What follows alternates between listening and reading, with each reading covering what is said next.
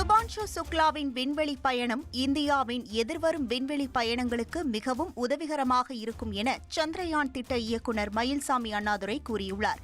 கோவையில் தந்தி டிவிக்கு பேட்டியளித்த அவர், சுபான்ஷு சுக்லா விண்வெளியில் பெற்ற பயிற்சியை நாம் பயன்படுத்திக் கொள்ள வேண்டும் என்றார். சுபான்ஷு சுக்லாவின் ஆய்வுப் பணிகள் எதிர்காலத்தில் விவசாயம் உள்ளிட்ட பல்வேறு துறைகளுக்கு பயனளிக்கும் என தெரிவித்தார். இந்த பயணம் இனிமேல் வரக்கூடிய பயணங்களுக்கு சிறப்பாக இருக்கும். இதுவரைக்கும் இந்தியர்கள் சர்வதேச விண்வெளி மையத்தில் பங்களிக்கல. இனிமேல் வரக்கூடிய சர்வதேச விண்வெளி மையத்தில் இந்தியா பங்களிப்பதற்கான வாய்ப்பும் சிறப்பாக இருக்குன்னு நினைக்கிறேன். மண் இல்லாமல் கூட நாம் எப்படி விவசாயம் செய்ய முடியும்?